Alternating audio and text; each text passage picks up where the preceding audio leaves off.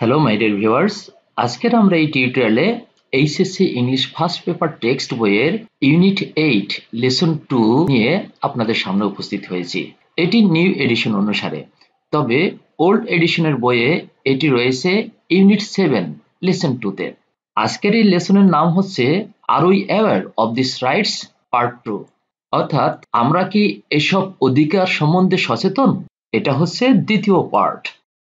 এবার আমরা একটু সামনে এগিয়ে যাই। দেখুন আর্টিকেল 18 অর্থাৎ ধারা 18। Everyone has the right to freedom of thought, conscience and religion. This right includes freedom to change his religion or belief and freedom either alone or in community with others, in public or private, to manifest his religion or belief in teaching, practice, worship and observance. অনেক বড় sentence এবং বেশ কিছু শব্দ নতুন রয়েছে, সেগুলোকে আমরা প্রথমে জেনে নেই। থট মানে চিন্তা, ভাবনা, চেতনা, সেটা আমরা জানি। সুতরাং এটা সিনোনিম হিসেবে আমরা বলতে পারি আইডিয়া অথবা নোশন অথবা থিঙ্কিং বা কনসিডারেশন ইত্যাদি। আর এখানে একটি শব্দ আছে, দেখুন কনসান্স। কনসান্স হচ্ছে বিবেক, এটি নাউন। তার মানে এটা সিনোনিম হিসেবে আমরা বলতে পারি এথিক্স অথবা প্রিন্সিপালস অথবা স্ক্রাপলস অথবা স্ট্যান্ডার্ডস অথবা ভ্যালুস অথবা কোয়ামস অথবা ক্রিডস ইত্যাদি। ইনক্লুড ভার্বের অর্থ হচ্ছে অন্তর্ভুক্ত করা বা কোনো কিছুর অধিভুক্ত থাকা, সেটা আমরা জানি। তাহলে এটা সিনোনিম হিসেবে আমরা বলে দেব কম্প্রাইজ অথবা কন্টেইন অথবা ইনকর্পোরেট ইত্যাদি। আর এটার অ্যান্টোনিম হিসেবে আমরা বলবো এক্সক্লুড। আর এইখানে একটি শব্দ আছে, দেখুন নতুন, ম্যানিফেস্ট। ম্যানিফেস্ট হচ্ছে ভার্ব, এর মানে হচ্ছে প্রদর্শন করা বা ব্যক্ত করা অথবা দেখানো।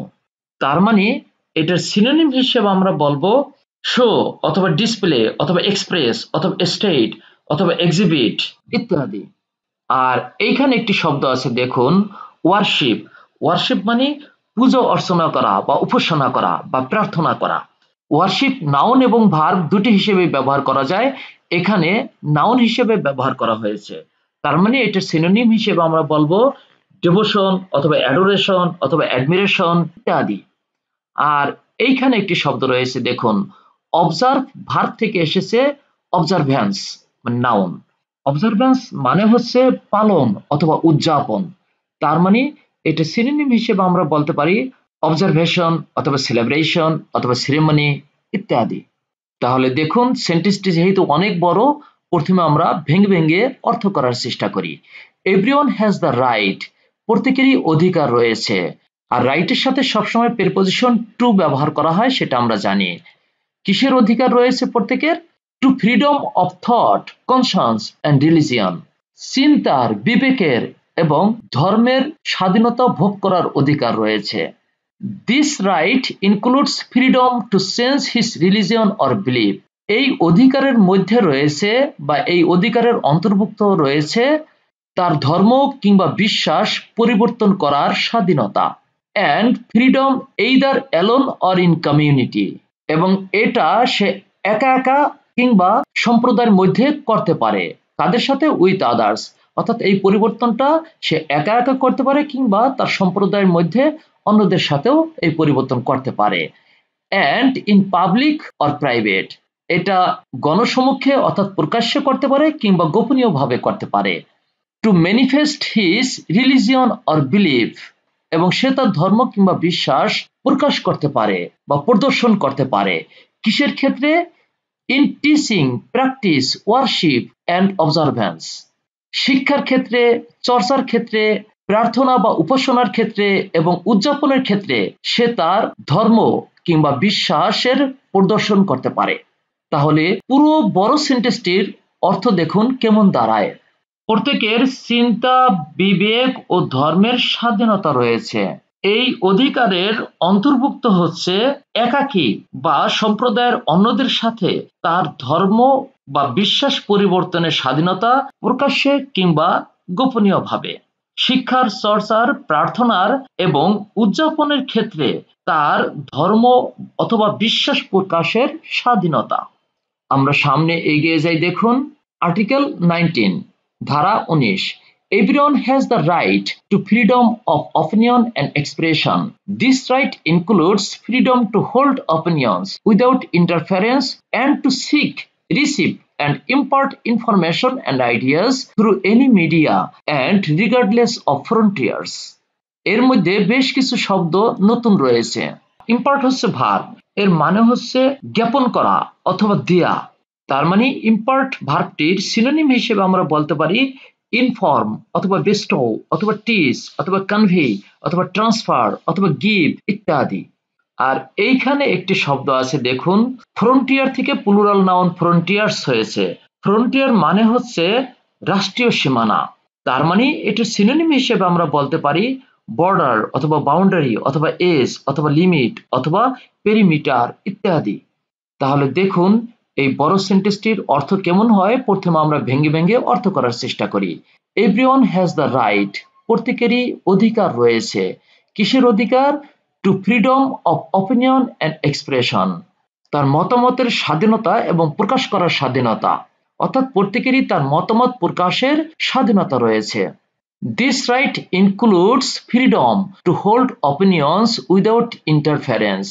এই অধিকারের মধ্যে অন্তর্ভুক্ত রয়েছে হস্তক্ষেপ ছাড়াই নিজের মতামত তুলে ধরা অথবা নিজের মতামত তুলে ধরার স্বাধীনতা। And to seek, receive and impart information and ideas. এবং তথ্য এবং ধারণা খুঁজে নেওয়া, গ্রহণ করা কিংবা প্রদান করার স্বাধীনতা। কিসের মাধ্যমে? Through any media, যে কোনো মাধ্যমে। And regardless of frontiers, এবং সীমানা ব্যতিরেকে। তাহলে পুরো সেন্টেন্সটির অর্থ কেমন দাঁড়ায় দেখুন। প্রত্যেকের মতামত এবং অভিব্যক্তি প্রকাশের স্বাধীনতা রয়েছে। এই অধিকারের অন্তর্ভুক্ত হচ্ছে কোনো হস্তক্ষেপ ছাড়াই মতামত তুলে ধরার স্বাধীনতা এবং যে কোনো যোগাযোগ মাধ্যমের সাহায্যে এবং ভৌগোলিক সীমানা সমূহ বিবেচনার ব্যতিরেকে তথ্য ও ধারণা অনুসন্ধান করা, গ্রহণ করা এবং সরবরাহ করার স্বাধীনতা। আর্টিকেল 20 ধারা 20 নাম্বার 1 দেখুন, everyone has the right two freedom of peaceful assembly and association. এখানে নতুন শব্দের মধ্যে রয়েছে পিসফুল। পিসফুল হচ্ছে অ্যাডজেক্টিভ, এর মানে হচ্ছে শান্তিপূর্ণ। তার মানে এটা সিনোনিম হিসেবে আমরা বলতে পারি নন ভাইলেন্ট অথবা কাম অথবা কোয়েট অথবা স্টিল বা সলিটারি ইত্যাদি। আর এইখানে একটি শব্দ দেখুন অ্যাসেম্বলি। অ্যাসেম্বল ভার্ব থেকে অ্যাসেম্বলি নাউন এসেছে। অ্যাসেম্বলি মানে হচ্ছে সমাবেশ অথবা সভা অথবা একত্রীকরণ। তার মানে এটার সিনোনিম হিসেবে আমরা বলতে পারি কনগ্রিগেশন অথবা গ্যাদারিং অথবা ফোর গ্যাদারিং অথবা কনভেনশন অথবা কনভোকেশন অথবা র্যালি অথবা কংগ্রেস অথবা ক্রাউড অথবা মব ইত্যাদি। আর এইখানে একটি শব্দ রয়েছে অ্যাসোসিয়েট ভার্ব থেকে অ্যাসোসিয়েশন নাউনটি এসেছে। অ্যাসোসিয়েশন মানে হচ্ছে সমিতি অথবা সংগঠন। তার মানে এটার সিনোনিম হিসেবে আমরা বলতে পারি অর্গানাইজেশন অথবা ইউনিয়ন অথবা সোসাইটি অথবা কাউন্সিল ইত্যাদি। তাহলে দেখুন সেন্টেন্সটির অর্থ কেমন দাঁড়ায়। এভরিওয়ান হ্যাজ দ্য রাইট, প্রত্যেকের অধিকার রয়েছে। Two freedom of peaceful assembly, শান্তিপূর্ণ উপায়ে জড়ো হওয়ার অধিকার রয়েছে। অ্যান্ড অ্যাসোসিয়েশন, সংগঠন গড়ে তোলারও অধিকার রয়েছে। তার মানে পুরো সেন্টেন্সটির অর্থ দাঁড়াচ্ছে ঠিক এইরকম, প্রত্যেকের শান্তিপূর্ণ সমাবেশ এবং সংগঠন করার অধিকার রয়েছে। No one may be compelled to belong to an association. এখানে নতুন শব্দের মধ্যে রয়েছে কম্পেলড। কম্পেল ভার্ব থেকে কম্পেলড ভার্বের পাস্ট পার্টিসিপল ব্যবহার করা হয়েছে। এখানে কম্পেল ভার্বের অর্থ হচ্ছে বাধ্য করা। তার মানে এখানে কম্পেলড অর্থ হচ্ছে বাধ্য। এর সিনোনিম হিসেবে তাহলে আমরা বলতে পারি বাউন্ড অথবা ফোর্সড অথবা কনস্ট্রেইনড অথবা অবলাইজড ইত্যাদি। আর এইখানে দেখুন বিলং টু। বিলং হচ্ছে কোনো কিছুর অধীন বা অন্তর্ভুক্ত থাকা বা অন্তর্ভুক্ত হওয়া। আর বিলং ভার্বের সাথে সাধারণত প্রিপোজিশন হিসেবে টু ব্যবহার করা হয়। বিলং টু মানে কোনো কিছুর অধীন। তাহলে এখানে দেখুন বিলং টু অ্যান অ্যাসোসিয়েশন, কোনো অ্যাসোসিয়েশনের অধীন অর্থাৎ কোনো সংগঠনের অধীন। তাহলে দেখুন সেন্টেন্সটির অর্থ কেমন। No one may be compelled, কাউকেই বাধ্য করা যাবে না। To belong to an association, কোন সংগঠনের অধীনে বাধ্য করা যাবে না, তার মানে কোন সংগঠনের অধীন করা যাবে না জোরপূর্বক।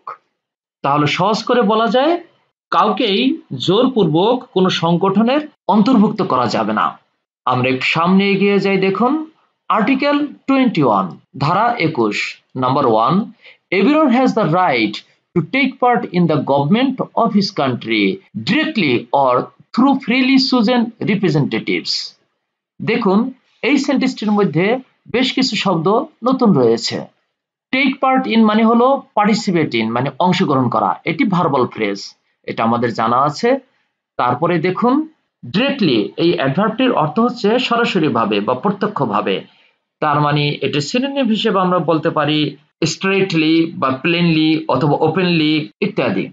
আর এখানে একটি শব্দ দেখুন রিপ্রেজেন্টেটিভ, সিঙ্গুলার নাউন থেকে রিপ্রেজেন্টেটিভস প্লুরাল নাউন হয়েছে, এর মানে হচ্ছে প্রতিনিধি, তার মানে এটা সিনোনিম হিসেবে আমরা বলতে পারি ডেলিগেট অথবা এজেন্ট অথবা স্পোক্স পারসন অথবা স্পোক্সম্যান ইত্যাদি। তাহলে দেখুন সেন্টেন্সটির অর্থ কেমন দাঁড়ায়, এভরিওয়ান হ্যাজ দ্য রাইট, প্রত্যেকেরই অধিকার রয়েছে কি করার, to take part in the government of his country, তার দেশের সরকার নির্বাচনের ক্ষেত্রে অংশগ্রহণের অধিকার রয়েছে, directly or through freely chosen representatives, প্রত্যক্ষ বা সরাসরি ভাবে কিংবা তার পছন্দমতো মনোনীত প্রতিনিধিদের মাধ্যমে। তার মানে পুরো সেন্টেন্সটির অর্থ দাঁড়ায় এরকম, প্রত্যেকের সরাসরি কিংবা স্বাধীনভাবে পছন্দকৃত প্রতিনিধিদের মাধ্যমে তার দেশের সরকার গঠনে অংশগ্রহণ করার অধিকার রয়েছে। Number 2, everyone has the right to equal access to public service in his country।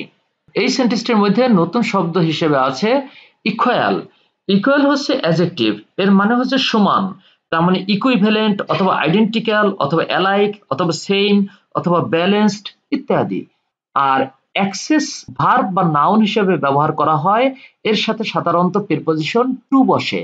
Access to মানে হচ্ছে প্রবেশাধিকার অথবা প্রবেশ অথবা সুযোগ বা সামর্থ্য। তাহলে দেখুন সেন্টেন্সটির অর্থ কেমন দাঁড়ায়, এভরিওয়ান হ্যাজ দ্য রাইট, প্রত্যেকেরই অধিকার রয়েছে, কিসের অধিকার, to equal access to public service in his country, প্রত্যেকের তার দেশের সরকারি চাকরি করার অধিকার রয়েছে। Number 3, the will of the people shall be the basis of the authority of government. This will shall be expressed in periodic and genuine elections, which shall be universal and equal suffrage, and shall be held by secret vote or by equivalent free voting procedures। অনেক বড় sentence এবং বেশ কিছু শব্দ নতুন রয়েছে, আমরা প্রথমে সেগুলোকে জেনে নেই। এখানে একটি শব্দ রয়েছে বেসিস। বেসিস হচ্ছে নাউন, এর মানে হচ্ছে ভিত্তি অথবা মূল, তার মানে এর সিনোনিম হিসেবে আমরা বলতে পারি ফাউন্ডেশন অথবা বেস অথবা গ্রাউন্ডস অথবা অরিজিন ইত্যাদি। আর এখানে একটি শব্দ রয়েছে অথরিটি। অথরিটি হচ্ছে নাউন, এর মানে হচ্ছে শাসন ক্ষমতা অথবা কর্তৃত্ব। এরপরে দেখুন এইখানে একটি শব্দ রয়েছে পিরিয়ডিক। পিরিয়ড থেকে পিরিয়ডিক অ্যাডজেক্টিভ এসেছে, পিরিয়ড নাউন পিরিয়ডিক অ্যাডজেক্টিভ, এর মানে হচ্ছে নিয়মিত সময়ের ব্যবধানে। এরপরে এই জেনুইন অ্যাডজেক্টিভের অর্থ হচ্ছে প্রকৃত অথবা খাঁটি বা আসল, তার মানে এটা সিনোনিম হিসেবে আমরা বলতে পারি ওপেন অথবা অনেস্ট অথবা আনএফেক্টেড অথবা অ্যাকচুয়াল অথবা রিয়েল অথবা লিগ্যাল অথবা লেজিটিমেট অথবা অরিজিনাল ইত্যাদি। আর এইখানে একটি শব্দ রয়েছে দেখুন ইউনিভার্সাল। ইউনিভার্সাল হচ্ছে অ্যাডজেক্টিভ, এর মানে হচ্ছে সর্বজনীন, তার মানে এটা সিনোনিম হিসেবে আমরা বলতে পারি জেনারেল অথবা কমন অথবা আনবাউন্ডেড অথবা আনরেস্ট্রিক্টেড অথবা ওয়ার্ল্ড ওয়াইড ইত্যাদি। এরপরে দেখুন আরেকটি শব্দ সাফরেজ। সাফরেজ হচ্ছে নাউন, এর মানে হচ্ছে ভোটাধিকার, তার মানে আমরা বলতে পারি এর সিনোনিম হিসেবে ব্যালট অথবা এনফ্রাঞ্চাইজমেন্ট অথবা ফ্রাঞ্চাইজ অথবা প্রিভিলেজ ইত্যাদি। তারপরে দেখুন এখানে একটি শব্দ রয়েছে সেক্রেট। সেক্রেট হচ্ছে অ্যাডজেক্টিভ, এর মানে হচ্ছে গোপন, তার মানে আমরা এটা বলতে পারি কনসিল্ড অথবা ক্ল্যান্ডেস্টাইন অথবা কনফিডেন্সিয়াল অথবা ক্যামোফ্লেজ ইত্যাদি। আর ইকুইভ্যালেন্ট শব্দটাকে আমরা একটু আগে পেয়েছি, ইকুয়াল আর ইকুইভ্যালেন্ট একই অর্থ অর্থাৎ সমান। এরপরে দেখুন প্রসিজার্স, এটি প্লুরাল নাউন, এর মানে হচ্ছে পদ্ধতি, তার মানে এটি সিনোনিম হিসেবে আমরা বলতে পারি প্রসেসেস অথবা টেকনিক্স অথবা মেথডস অথবা সিস্টেমস অথবা স্ট্র্যাটেজিস অথবা ডিলিংস অথবা ওয়েস অথবা ফর্মুলাস অথবা মেকানিজমস অথবা মেথোডোলজিস অথবা মিনস অথবা অ্যাপ্রোচেস অথবা পলিসিস ইত্যাদি। যেহেতু এটি বড় সেন্টেন্স, সুতরাং আমরা ভেঙে ভেঙে অর্থ করার চেষ্টা করি। The will of the people, মানুষের ইচ্ছা, shall be the basis of the authority of government, সরকারের ক্ষমতার মূল ভিত্তি হবে মানুষের ইচ্ছা। This will shall be expressed in periodic, এই ইচ্ছেকে প্রকাশ করা যেতে পারে সময়ের ব্যবধানে, and genuine elections, এবং প্রকৃত নির্বাচনের মাধ্যমে, which shall be universal and equal suffrage, যেটি হবে সার্বজনীন এবং সমান ভোটাধিকারের মাধ্যমে, and shall be held by secret vote, এবং যেটি গোপনীয় ভোটের মাধ্যমে অনুষ্ঠিত হবে, or by equivalent free voting procedures, অথবা সমমানের স্বাধীন ভোটের পদ্ধতির মাধ্যমে। তাহলে পুরো সেন্টেন্সটির অর্থ কেমন দাঁড়ায় দেখুন। জনগণের ইচ্ছা বা অভিপ্রায় হবে সরকারের ক্ষমতার ভিত্তি। এই ইচ্ছা বা অভিপ্রায়ের প্রকাশ হবে মেয়াদী বা মেয়াদান্তর, এবং প্রকৃত নির্বাচনের মাধ্যমে যা হবে সার্বজনীন এবং সমান ভোটাধিকারের মাধ্যমে, এবং যা গোপন ভোট কিংবা সমমানের স্বাধীন নির্বাচনের কার্যকলাপের মাধ্যমে অনুষ্ঠিত হবে। এই ছিল আমাদের টোটাল ধারাগুলো। এরপর দেখুন আমরা পরের টিউটোরিয়ালে ইউনিট 8 এর লেসন 3 নিয়ে আলোচনা করব। সেটি দেখার আমন্ত্রণ রইল। সে পর্যন্ত সবাই ভালো থাকবেন, সুস্থ থাকবেন। আল্লাহ হাফেজ।